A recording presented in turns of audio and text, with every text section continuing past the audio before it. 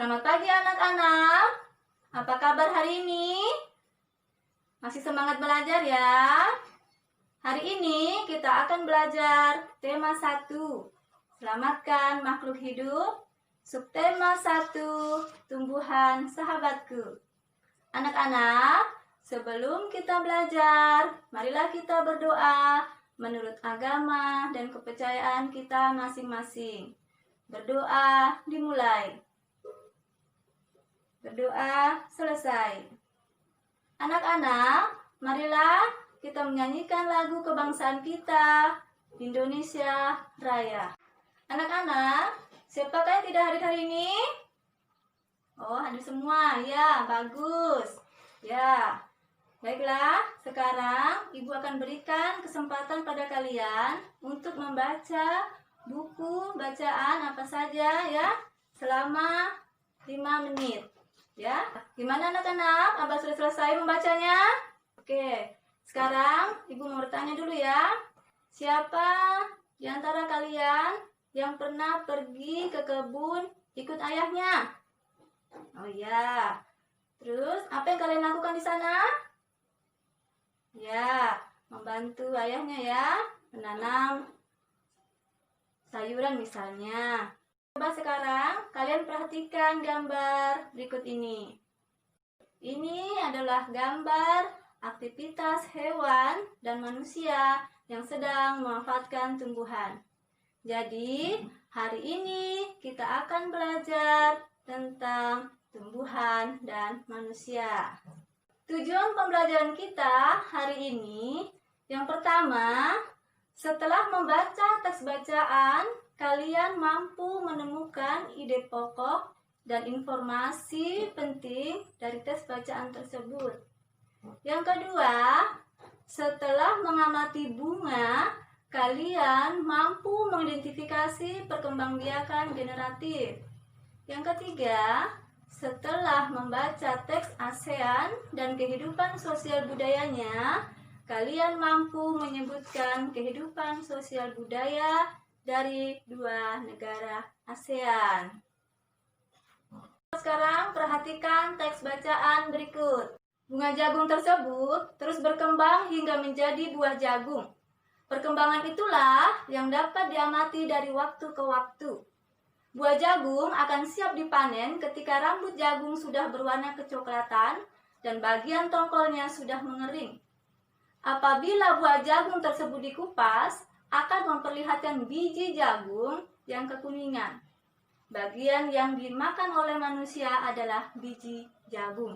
Anak-anak, setelah membaca teks bacaan tadi, sekarang Ibu Guru minta kalian untuk menemukan ide pokok dari setiap paragrafnya ya. Setelah itu baru kemudian masukkan ke dalam diagram seperti terlihat pada gambar. Ibu Guru akan menjelaskan bagaimana cara menemukan ide pokok dalam bacaan. Namun sebelumnya, Ibu Guru akan menjelaskan dulu apa itu ide pokok. Ide pokok atau gagasan utama adalah sebuah topik yang akan dibahas di dalam sebuah paragraf. Jenis paragraf berdasarkan letak ide pokoknya di sini terbagi menjadi 3. Yang pertama, paragraf deduktif. Yang kedua, paragraf induktif. Yang ketiga, paragraf campuran. Paragraf deduktif adalah sebuah paragraf yang kalimat utamanya terdapat di awal paragraf. Paragraf induktif adalah paragraf yang kalimat utamanya terdapat di akhir paragraf. Paragraf campuran adalah paragraf yang kalimat utamanya terdapat di awal dan di akhir paragraf. Nah, ada beberapa cara yang dapat dilakukan untuk menemukan ide pokok. Yang pertama, pisahkan kalimat utama dari kalimat khusus. Yang kedua, membaca dengan seksama. Setelah kalian membaca teks bacaan yang berjudul Bagaimana Jagung Berkembang Biak, tentunya kalian sudah tahu ya bahwa jagung berkembang biak secara generatif. Nah, sekarang perhatikan Ibu Guru. Ibu Guru akan menjelaskan apa itu perkembangbiakan generatif. Perkembangbiakan generatif adalah perkembangbiakan yang disertai proses peleburan sel kelamin jantan atau spermatozoid dan sel kelamin betina atau sel telur. Nah, ciri-ciri tumbuhan yang berkembang biak secara generatif itu adalah memiliki bunga. Perkembangbiakan generatif pada tumbuhan itu selalu didahului dengan penyerbukan. Nah, penyerbukan itu adalah peristiwa jatuhnya atau melekatnya serbuk sari ke kepala putih. Ini ada gambar. Nah, yang gambar satu itu adalah gambar jagung. Yang kedua adalah gambar kacang hijau. Nah, dari kedua contoh gambar inilah, ini termasuk tumbuhan yang berkembang biak secara generatif. Nah, sekarang coba kalian perhatikan gambar. Ya, di situ ada gambar bunga. Ya, di situ ada bagian-bagiannya. Ya, yang pertama itu ada tangkai bunga, ada dasar bunga, kelopak bunga, bakal biji, tangkai putih, kepala putih, benang sari, kepala sari, dan mahkota. Anak-anak, sekarang coba kalian perhatikan gambar ya. Ya, di situ ada gambar bunga kembang sepatu dan gambar bunga kamboja.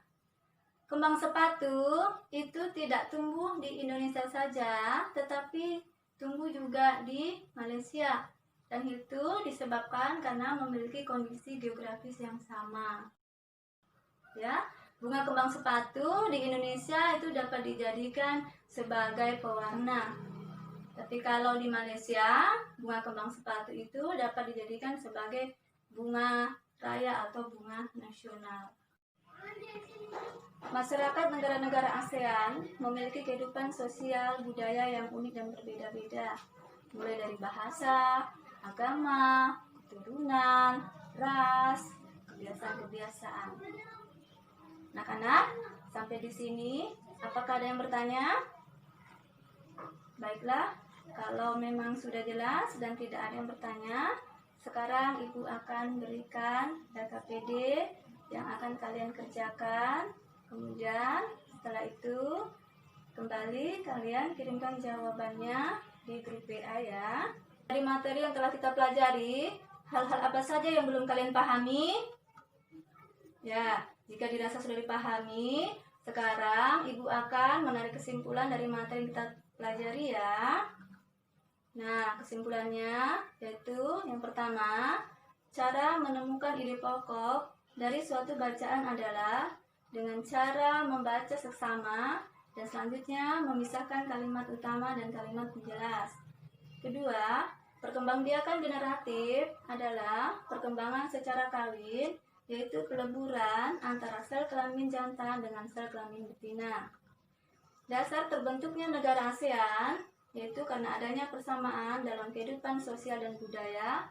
Selain itu, persamaan kepentingan dalam memajukan pertumbuhan ekonomi, sosial budaya, serta keamanan. Selanjutnya, untuk evaluasi soalnya, Ibu akan kirim dalam bentuk link Google Form melalui grup WA ya. Dan untuk tugas rumahnya, kalian mengamati lingkungan sekitar rumahmu dan carilah tanaman yang berkembang biak secara generatif. Dan mintalah bantuan orang tuamu untuk mendampingimu. Nah, untuk pertemuan berikutnya kita akan belajar tentang perkembangbiakan vegetatif pada tumbuhan dan nilai-nilai yang terkandung pada Pancasila ya. Untuk mengakhiri pembelajaran ini, marilah kita tutup dengan doa. Berdoa dimulai. Berdoa selesai.